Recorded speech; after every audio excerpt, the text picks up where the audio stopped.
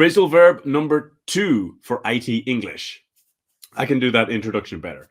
Phrasal verbs for IT English number 2, all right? Break down. Now, this is similar maybe in ways. Now, I want to explain that the first meaning of the verb to break is obviously to break, like to destroy something. Now, break down with a car, with a bus, with a vehicle does have a meaning of like the motor stops functioning. That is one meaning, okay? I don't want to confuse you. I just want to tell you, maybe you saw this before with my car broke down. But in IT, we see this a lot about to separate something into parts or analyze or understand it better, right? To break something down into smaller pieces or tasks. And that into is important. We will say to break something down into. It's one of those weird prepositions. You just break something down into smaller pieces and tasks, right? So context in software engineering or for IT professionals is breaking down complex projects into smaller tasks, right? When you're looking at your sprint goal or you're looking at your epics and your features, but you need to take these goals and ideas and break the big objective down into a smaller task, right? Analyzing problems by breaking them down into components or breaking down data for analysis or reporting. Now, we have some examples here from our Scrum team conversation.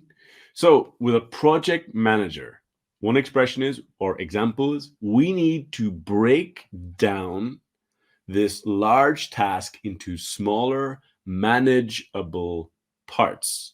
So careful with the pronunciation of manageable. Is manageable. Manageable. So to break something down into smaller parts. Another example would be a developer, right? So the past tense of break is broke. We broke down the user stories into smaller, more manageable tasks during the planning meeting, right? So again, take the user stories, too complicated, reduce, break it down into smaller, more manageable tasks.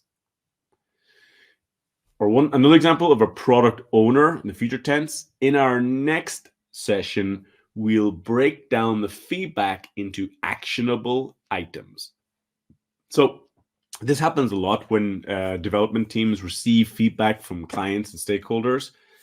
They receive feedback about a functionality and they receive a lot of feedback and they go, okay, well, we're going to take all this complicated feedback and break it down into actionable items. So again, careful with the pronunciation of actionable because actionable, right? Now, again, we're just showing more examples of small phrases where you can start to use it. Let's break down the beep into more manageable segments. Let's break down the user stories. Let's break down the feedback. We should break down the project phases for the beep, right? So for the upcoming launch, for the new functionality, right? Or it's important to break down the requirements for the beep, right? So again, you're talking about breaking down your requirements. So this is new. My idea is you try to comment something and leave a comment here and you can start to use this on your own sentence, right? It's just an idea, but I do need a lot of feedback from the students about this live and about the content, okay?